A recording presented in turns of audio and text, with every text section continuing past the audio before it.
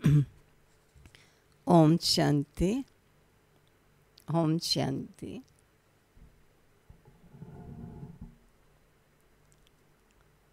आज मुझे याद आ रहा था कि भक्ति मार्ग में कई प्रकार के व्रत रखते हैं। कभी कहते होई का व्रत है, ये बच्चों की सुख सुविधा बनी रहे इसका है। कोई करवा चौथ का रखते हैं, ये पति के चिरंजीव की आयु लंबी आयु रहे, ये उसका व्रत है। कई संतोषी माता का रखते हैं, घर में संतोष बना रहे, संतुष्टता बनी रहे। कोई लक्ष्मी माँ का व्रत रखते हैं, धन धान्य से संपन्न रहे घर। सरस्वती माँ का रखते हैं, विद्या का सदा प्राप्ति होती रहे, विद्या विराजमान विद्यमान रहे यहाँ। मेरा कहने का तात्पर्य है कि अनेक प्रकार के व्रत रखते हैं।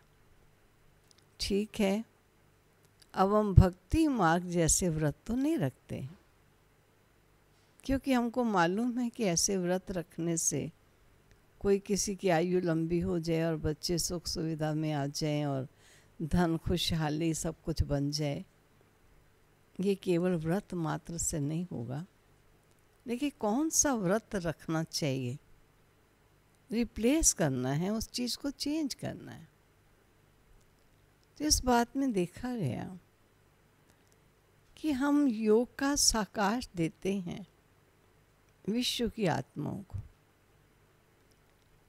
लेकिन आज हमें पता चलता है कि जब हम घर परिवार में रहते हैं, जहाँ के संस्कारों में भिन्नताएं हैं, बहू बेटे की पूरी नहीं बनती, बेटे बाप की पूरी नहीं बनती हैं, भाई भाई का आपस का स्नेह नहीं है, माँ बेटी के साथ सही रूप से एडजस्ट नहीं हो पा रही है। भिन्न भिन्न संस्कारों का टकराव होता है। और आज जब गवर्नमेंट की तरफ से एक ऐसा कर्फ्यू लगा कि सभी को घरों में ही रहना है, और वास्तव में देखा जाए तो घरों में सभी पुरुष भी हैं तो बच्चे भी हैं, छोटे भी हैं तो बड़े भी हैं, घरों में सब रहे हुए हैं और सारा दिन एक दो के नज़दीक आते हैं, एक्टिविटी को देखते हैं। कई बार छोटे छोटे बातों में, छोटे छोटे संस्कारों में एडजस्ट नहीं कर पाते। घर के वातावरण में जो शांति बनी रहनी चाहिए, जो सुख बना रहना चाहिए, वो शांति और सुख का वातावरण नहीं रहता है। द्वंद्व का वातावरण कई बार आता है। कहते संस्कारों की भिन्नताएं हैं ना। तो मैं ऐसा कहूँगी कि जहाँ विश्व की आत्माओं को साकाश देने की आवश्यकता है, वहाँ जिनके साथ हम रहते हैं, जिसको बाबा कहते हैं चैरिटी बिगिंस एट होम, घर वालों को भी योग के साकाश की आवश्यकता है। अगर घर में सारा परिवार चलता है तो सारे परिवार वालों का ही फर्ज बनता है कि हम स्वयं योग युक्त होकर सारे परिवार को योग का साकाश दें और उसके साथ सारे विश्व रूपी परिवार को भी योग का साकाश मिले। और अगर सारे ज्ञान में नहीं चलते, केवल एक या दो ज्ञान में चलते हैं, तब उनका भी फर्ज बनता है कि घर के वातावरण को शांत, मिलनसार, स्नेह में बनाए रखने के लिए हम उनको योगदान देते रहें। दाता से सर्व शक्तियाँ ले करके सर्व आत्माओं को शक्तियों का सहयोग दें, उनके संस्कारों से प्रभावित ना हो जाए कि इनका जोश का संस्कार है, इनका आवेश का संस्कार है, इनका किसी से ना एडजस्ट होने का संस्कार है। वो तो दिखाई दे रहे हैं, लेकिन आप उसको चित्त पर ना रखिए, क्योंकि आपका काम है विश्व को परिवर्तित करना। और परिवर्तित तब कर सकेंगे जब उनके इन संस्कारों को आप बदल सकते हो। और बदलेंगे तब जब उनके जो प्रेजेंट संस्कार हैं वो आपके चित्त पर ना बैठेंगे। तो अपने चित्त को इतना निर्मल, इतना शांत बना ले बाबा के इस ज्ञान के आधार से कि बच्चे ओरिजिनल में सभी आत्माएं शांत हैं, शुद्ध हैं, पवित्र हैं, प्रेम स्वरूप हैं। ये देह अभिमान के वशीभूत ऐसे कर्म किए जो संस्कारों के वशीभूत आत्माएं हो गई, और विकृत संस्कारों के वशीभूत होने के कारण आवेश, जोश, क्रोध, मिलनसार की भावनाएं नहीं, संगठन नहीं, ये सब चीज़ें उनमें आ गई, ये दुर्भावनाएं आ गई। अब इन दुर्भावनाओं को मुझे अपने चित्त पर नहीं लाना। ये बहुत स्वाभाविक है कि जो चीज़ प्रत्यक्ष दिखाई देती है वो हमारे चित्त पर बैठती है, लेकिन हमें मालूम है कि हमारा काम है परिवर्तित हो, विश्व को परिवर्तित करना। और जब मैं विश्व को परिवर्तित करने वाली आत्मा हूँ, तो मैं उनकी कमज़ोरी को चित्त पर रखूँगी, तो मैं उनके पुराने संस्कारों को समाप्त कर दिव्य संस्कारों को जागृत नहीं कर सकूँ। इसलिए विशेष योग का साकाश दें, घर के हर वासी को, हर मेंबर को बाबा के सामने थोड़े क्षणों के लिए भी इमर्ज करें, ताकि बाबा अपने हर बच्चे को शक्ति प्रदान करे और जो उनके अंदर कमज़ोरियां हैं उन कमज़ोरियों को समाप्त करने का उनको बल मिले। ये बल स्वयं ही उनको लेना होगा और अपनी कमज़ोरी को आप ही समाप्त करना है। ऐसा नहीं कि मैं साकाश दूंगी तो उनकी कमज़ोरी ख़त्म हो जाएगी। नहीं, मेरा फ़र्ज़ है मैं साकाश देकर उन्हें सर्वशक्तिवान के क्लोज लाती हूँ, ताकि वे आत्माएं उस सर्वशक्तिवान से डायरेक्ट शक्ति लेकर अपनी कमी कमज़ोरियों को समाप्त करके जो दबे हुए श्रेष्ठ संस्कार हैं वो उनके जागृत हो सके। इसलिए आज बाबा ने कहा कि सत्संग, बाबा ने कहा तो मुझे आया वास्तव में देखा जाए तो सत्संग का बहुत महत्व है। सुनो बाबा के महावाक्यों का सार में सुनो, फिर आपको स्पष्ट होगा। आज वाणी तो 19 तारीख की है, 19 मई 2020 की वाणी है। सार है, मीठे बच्चे तुम अभी शांति धाम, सुख धाम में जाने के लिए ईश्वरीय धाम में बैठे हो, क्योंकि स्वयं ईश्वर आया है। उसने अपने घर, बच्चों के घर अपने घर बनाए। बच्चे तुम ये कह दो ये सब बाबा का है। ईश्वरीय धाम में बैठे हो, ये सत्य का संग है जहाँ तुम पुरुषोत्तम बन रहे। जितना सत्य के संग में रहेंगे आत्मा पुरुषोत्तम बनेगी। तो हम सत्य के संग में न केवल स्वयं रहना चाहते हैं, लेकिन सभी सत्य के समीप आ जाएं, उसका संग कर ले। ये मनोभावनाओं से हम उनकी कमी कमज़ोरी को चित्त पर न रखते हुए उनको वही ईश्वरीय शक्तियों का सहयोग देते हैं।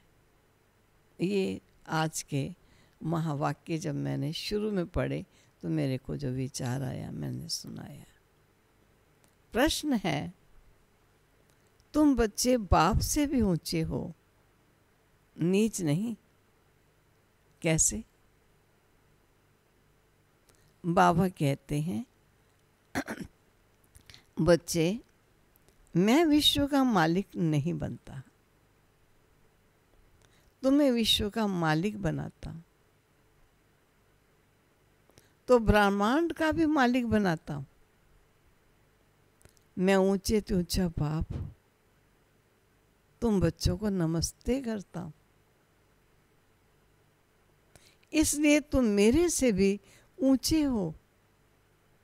मैं तुम मालिकों को सलाम करता हूं।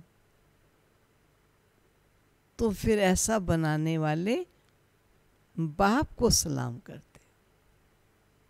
बाबा सलाम करता है कि हम विश्व और ब्रह्मांड के मालिक, और हम बच्चे बाबा को सलाम करते हैं, नमस्ते नमस्कार करते हैं कि बाबा हमको ऐसा बनाने वाला है। ओम शांति। मीठे मीठे रूहानी बच्चों को नमस्ते। रिस्पॉन्ड भी नहीं करते हो, बाबा नमस्ते, क्योंकि बच्चे जानते हैं बाबा हमको ब्रह्मांड का मालिक भी बनाते हैं और विश्व का मालिक भी बनाते हैं। बाप तो सिर्फ ब्रह्मांड का मालिक बनते हैं, विश्व का मालिक नहीं बनते हैं। बच्चों को ब्रह्मांड और विश्व दोनों का मालिक बनाते हैं, तो बताओ बड़ा कौन ठहरा? बाबा ने प्रश्न किया, नहीं नमस्ते का रिस्पॉन्स दिया आपने, इसका मतलब आप बड़े हो। फिर पूछते हैं बताओ अगर ऐसा हुआ तो तुम बड़ा कौन ठहरा? बच्चे बड़े ठहरे ना, इसलिए बच्चे फिर नमस्ते करते हैं। क्या सोचकर? बाबा आप ही हमको ब्रह्मांड और विश्व का मालिक बनाते हो, इसलिए आपको नमस्ते। मुसलमान लोग भी सलाम और वालेकुम सलाम कहते हैं ना। तुम बच्चों को ये खुशी है जिनको निश्चय है। निश्चय बिगड़ तो कोई यहाँ आ भी नहीं सकता। यहाँ जो आते हैं वे जानते हैं हम कोई मनुष्य गुरु के पास नहीं जाते,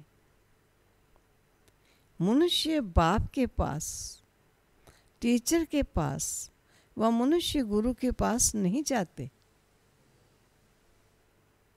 तुम आते हो रूहानी बाप, रूहानी टीचर, रूहानी सतगुरु के पास, क्योंकि सुप्रीम रूह एक ही है। वही बाप है, वही टीचर है, वही सतगुरु है। जब है ही एक, वह मनुष्य तो अनेक है, ये एक ही है। ये परिचय कोई को भी था नहीं। भक्ति मार्ग के शास्त्रों में भी है कि रचता और रचना को कोई भी नहीं जानते। दुनिया में अनेक टीचर हैं, अनेक गुरु हैं, अनेक पिताएं हैं, लेकिन रूहानी पिता, रूहों का सुप्रीम रूह, वो है ही एक। तो वो एक ही होने के कारण पिता को हो, माता को हो, बंधु को हो, स्वामी को हो, सखा को, कुछ भी संबंध जोड़ो, दुनिया में तो अनेक है, ये है ही एक। भक्ति मार्ग के शास्त्रों में भी है कि रचता और रचना को कोई भी नहीं जानते, और ना जानने कारण उनको ऑर्फन कहा जाता है। जो अच्छे पढ़े लिखे होते हैं समझ सकते हैं हम सभी आत्माओं का बाप एक ही निराकार है। वे आकर के बाप, टीचर, सतगुरु भी बनते हैं। गीता में कृष्ण का नाम बाला है। गीता है सर्व शास्त्र में शिरोमणि, सबसे उत्तम ते उत्तम। गीता को ही माई बाप कहा जाता है, और जो भी शास्त्र हैं उनको माता पिता नहीं कहेंगे, क्योंकि स्वयं परमात्मा ने रचना रची और उस रचना की पालना की, वो ज्ञान से ही की। इसलिए गीता शास्त्र को माई बाप कहकर पुकारा गया है।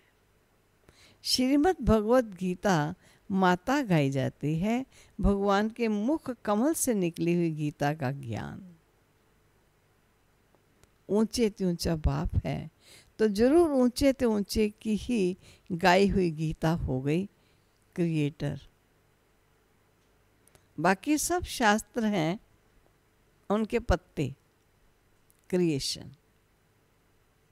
रचना से कभी वर्षा मिल नहीं सकता है, अगर मिलेगा भी तो अल्पकाल के लिए। दूसरे इतने ढेर शास्त्र हैं जिनके पढ़ने से अल्पकाल का सुख मिलता है और एक जन्म के लिए। जो मनुष्य ही मनुष्यों को पढ़ाते हैं, इस प्रकार की जो पढ़ाइयाँ हैं वे अल्पकाल के लिए मनुष्यों को पढ़ाते हैं। अल्पकाल का सुख मिला, फिर दूसरे जन्म में दूसरी पढ़ाई पढ़नी पड़ेगी। यहाँ तो एक निराकार बाप ही है ही एक, सुप्रीम रूह ही एक है जो 21 जन्मों के लिए वर्षा देते हैं। कोई मनुष्य तो दे ना सकेगा, वे तो वर्थ नॉट ए पेनी बना देते हैं। बाप बनाते हैं पाउंड, वहाँ हम बनते हैं वर्थ नॉट ए पेनी। अभी बाप बैठ बच्चों को समझाते हैं, तुम सब ईश्वर के बच्चे हो ना। सर्वव्यापी कहने से अर्थ कुछ भी नहीं समझते। सब में परमात्मा है तो फिर फादरहुड हो जाता है। फादर ही फादर है, फिर वर्षा कहाँ से मिलेगा? किसका दुख कौन हरेगा? बाप को ही दुख हरता सुख करता कहा जाता है। फादर ही फादर का तो कोई अर्थ भी नहीं निकलता। बाप पैर समझाते। ये है रावण राज्य, ये भी ड्रामा में नूंद है, इसलिए चित्रों में भी क्लियर कर दिखाया है।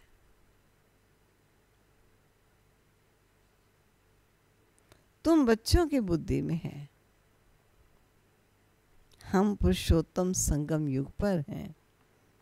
बाप पुरुषोत्तम बनाने आए हैं। जैसे बैरिस्ट्री डॉक्टरी आदि पढ़ते हैं जिसमें मर्तबा पाते हैं, समझते इस पढ़ाई से हम फलाना बनूंगा। यहाँ तुम सत्य के संग में बैठे हो जिससे तुम सुख धाम में जाते हो। सत्य धाम भी दो हैं, एक है सुख धाम और दूसरा है शांति धाम। ये है ईश्वरीय धाम, ये है जहाँ भी हम हैं, ये ईश्वर का धाम है। बाप रचता है ना, जो बाप द्वारा समझकर होशियार होते जाते हैं, उनका कर्तव्य है सर्विस करना। बाप कहेंगे तुम अभी समझकर होशियार हुए हो तो शिव के मंदिर में जाकर समझाओ। उन्हें बोलो इस पर फल फूल मक्खन घी आग के फूल गुलाब के फूल वैरायटी क्यों चढ़ाते हो?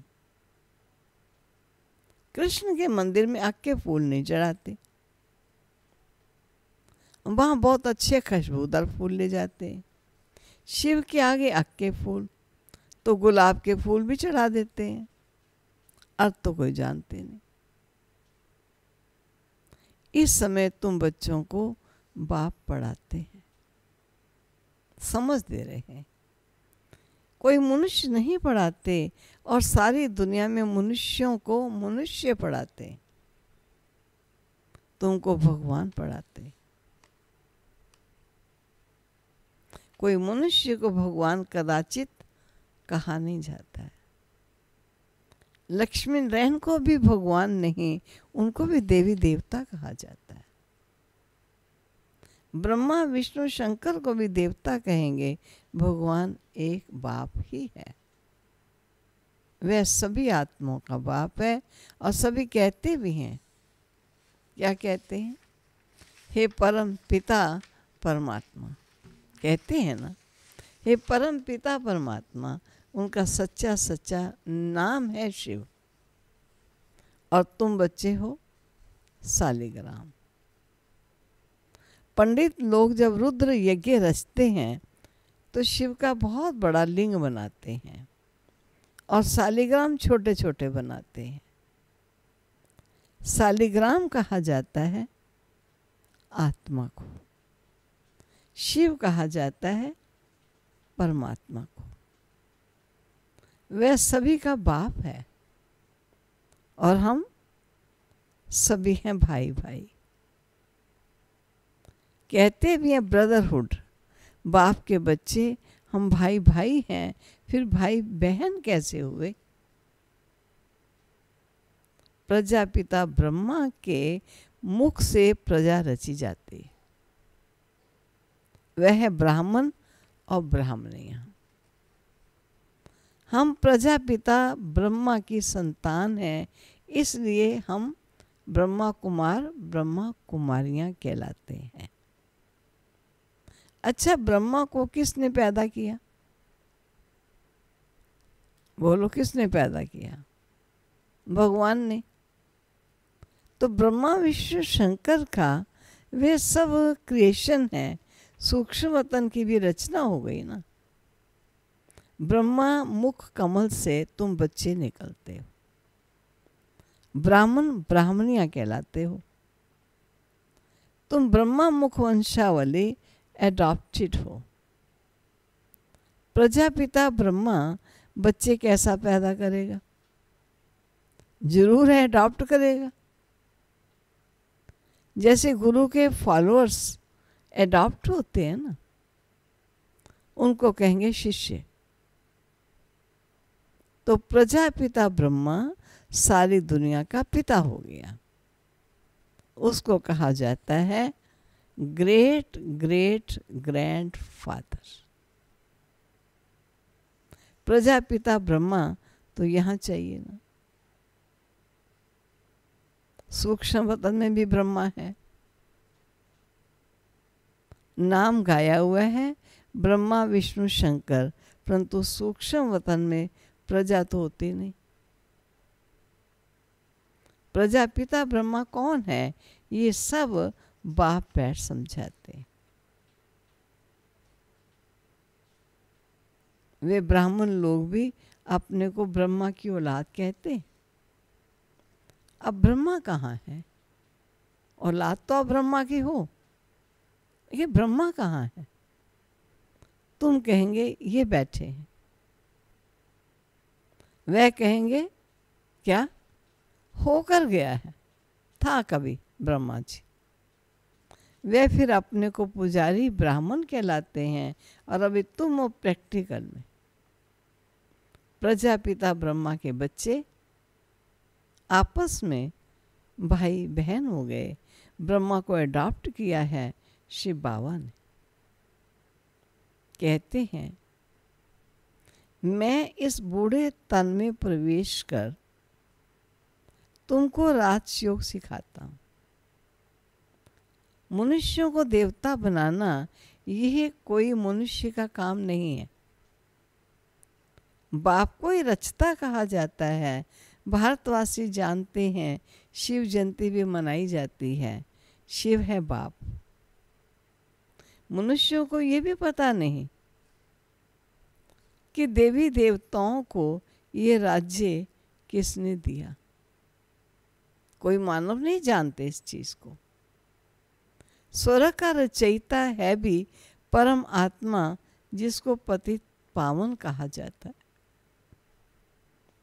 आत्मा असल पवित्र होती है, फिर सतो रजो तमो में आती है। और इस समय कलयुग में सब ही तमो प्रधान है और सतयुग में सतो प्रधान थे। आज से 5000 वर्ष पहले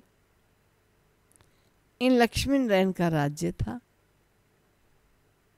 25 वर्ष देवताओं की डायनेस्टी चली। उनके बच्चों ने भी राज्य किया। Lakshmi Narayan the first, the second, ऐसे चला आता है। अब मनुष्यों को इन बातों का कुछ भी पता नहीं। बाप ब्राह्मण बच्चों को ये सब राज बता रहे हैं, मनुष्यों को पता नहीं है। इस समय है सब तमो प्रधान पतित, यहाँ एक भी मनुष्य पावन हो नहीं सकता। सभी पुकारते हैं, हे पतित पावन आओ। तो पतित दुनिया हुई ना। इनको ही कलयुग नर कहा जाता है और नई दुनिया को स्वर्ग पावन दुनिया कहा जाता है। फिर पतित कैसे बने ये कोई नहीं जानते। भारत में एक भी मनुष्य नहीं जो अपने 84 जन्मों को जानता हो।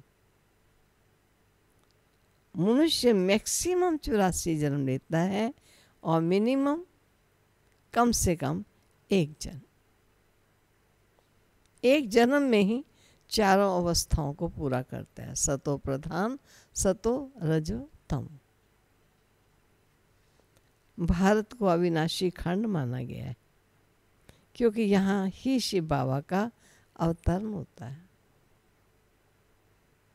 भारत खंड कभी विनाश नहीं हो सकता। बाकी जो अनेक खंड हैं वो सब विनाश हो जाएंगे। इस समय आदि सनातन देवी देवता धर्म जो लोप हो गया है, कोई भी अपने को देवता नहीं कहलाते। क्यों? क्योंकि देवताएं सतो प्रधान पावन थे और अभी तो सभी पतित पुजारी बन गए। ये भी बाप बैठ समझाते। भगवान वाच्य है ना,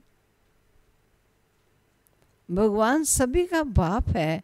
वो एक ही बार भारत में आते हैं। कब आते हैं?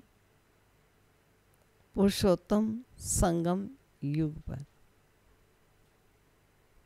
इस संगम युग को ही पुरुषोत्तम कहा जाता है। ये संगम युग है कलयुग से सतयुग, पति से पावन बनने का।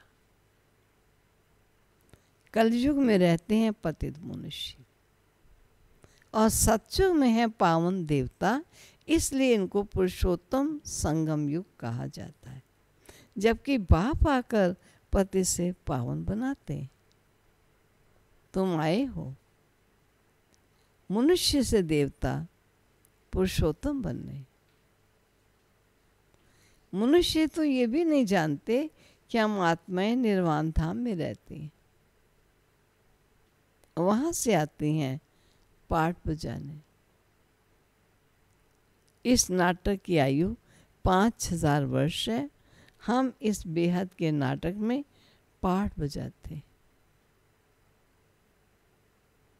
इतने सब मनुष्य पाठधारी हैं। ये ड्रामा का चक्र फिरता रहता है, कभी बंद होने का नहीं है।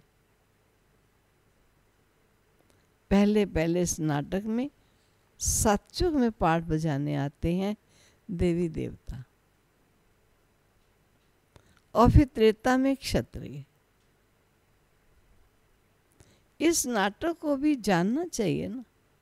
है नाटक और हम सब नाटक में एक्टर्स हैं, तो जानना चाहिए ना। ये है ही कांटों का जंगल, सब मनुष्य दुखी हैं। कलयुग के बाद फिर सतयुग आता है। कलयुग में ढेर मनुष्य हैं। सतयुग में कितने होंगे? बहुत थोड़े। आदि सनातन सूर्यवंशी देवी देवताएं होकर गए हैं। ये पुरानी दुनिया अब बदलनी है। मनुष्य सृष्टि से फिर देवताओं की सृष्टि होगी।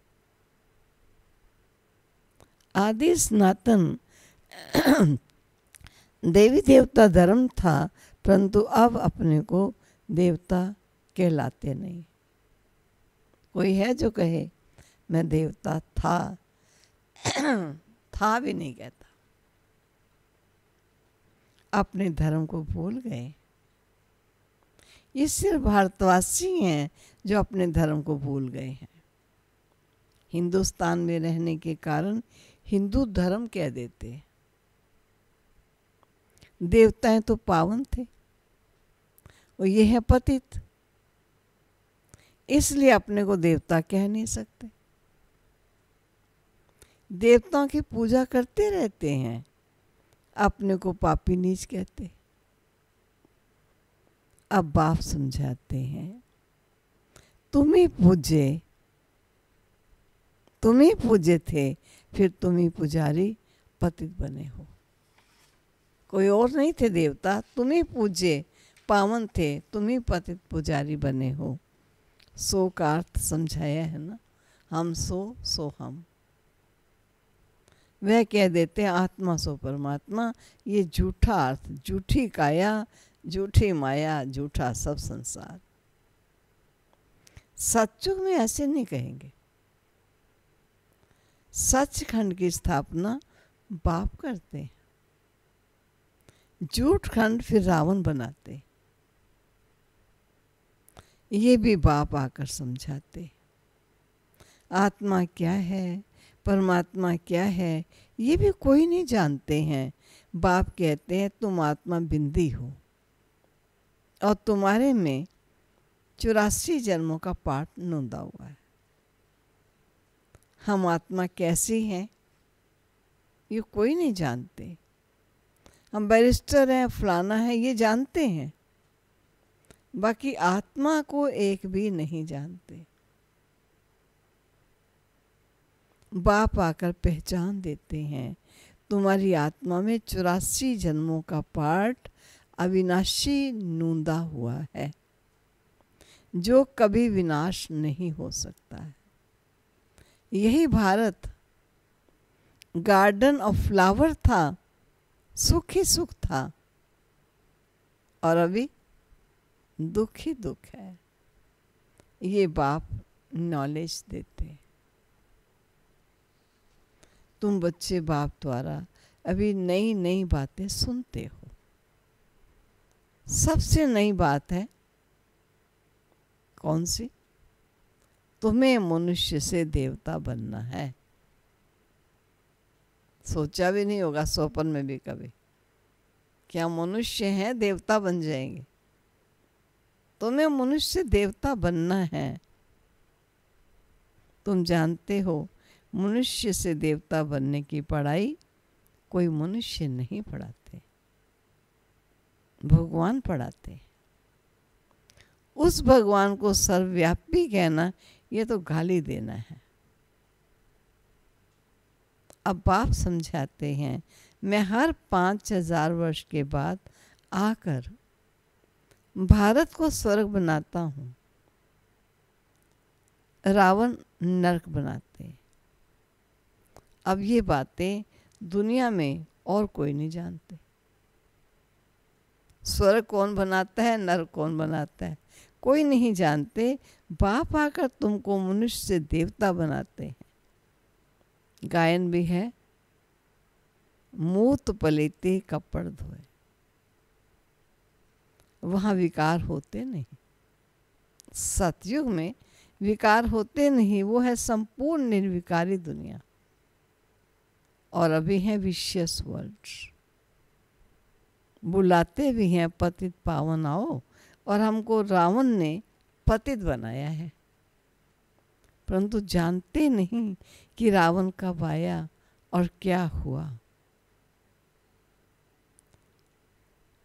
रावण ने कितना कंगाल बना दिया। भारत 5000 वर्ष पहले कितना शाहूकार था। सोने हीरे जवाहरातों के महल थे, कितना धन था। अभी क्या हालत है। सो सिवाय बाप के सिरताज कोई बना नहीं सकता।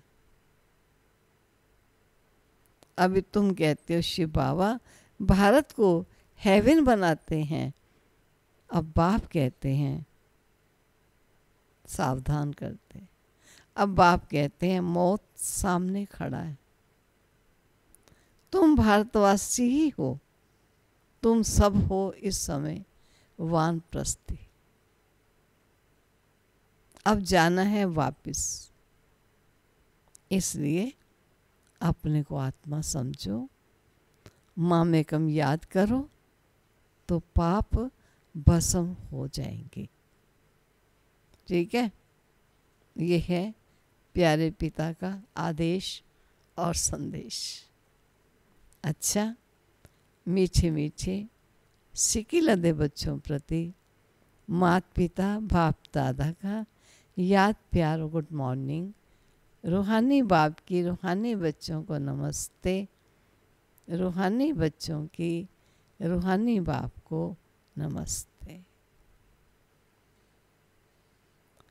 धारणा के लिए मुख्य सार।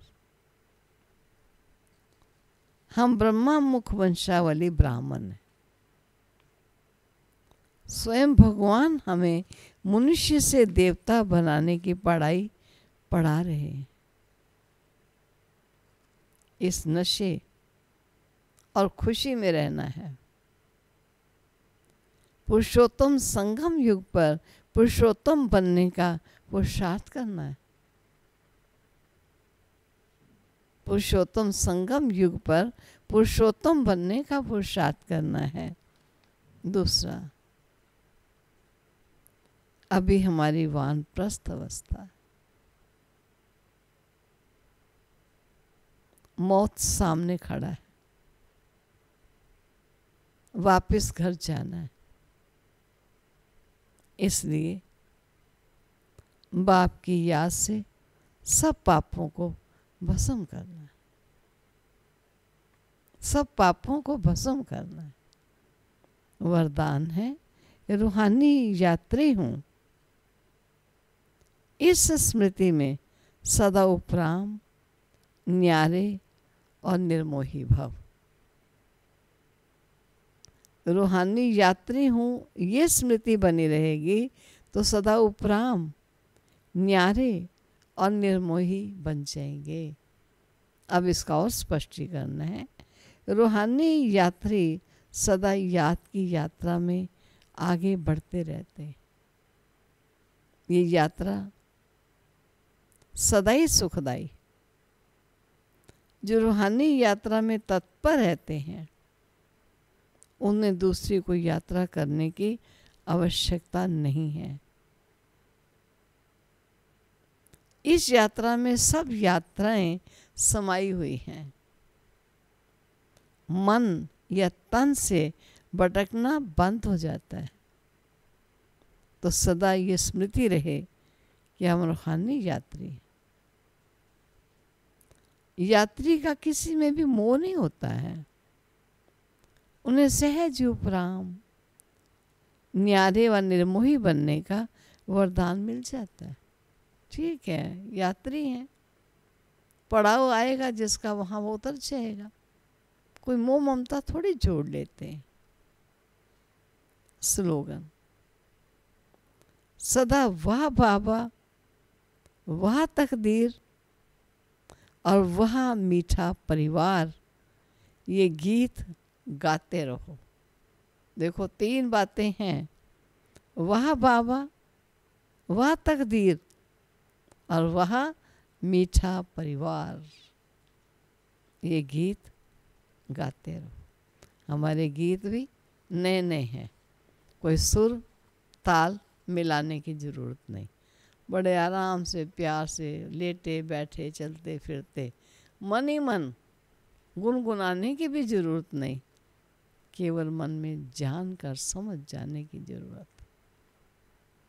ठीक है, चलो चलते हैं अपने प्यारे बाबा को थैंक्स कहने के लिए। सलाम अलैकुम बाबा। वालेकुम सलाम कहते। बाबा, आप हमको ऐसा बनाते हो, आप तो बनाने वाले बड़े थे बड़े, ऊंचे थे ऊंचे हो मेरे बाबा।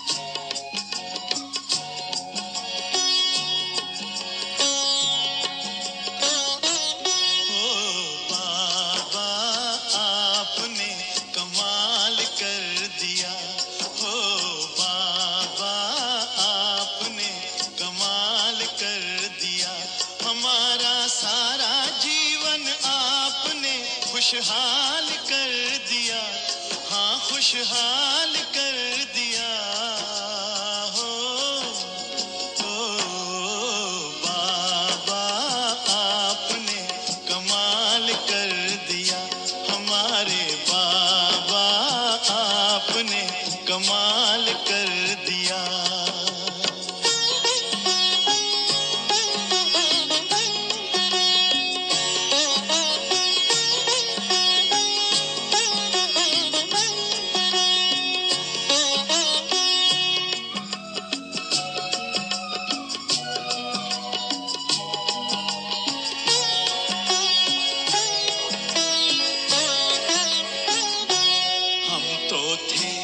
उलझन में मार्ग बताया आपने, हम तो थे उलझन में मार्ग बताया आपने। हम तो थे गफलत में आके जगाया आपने।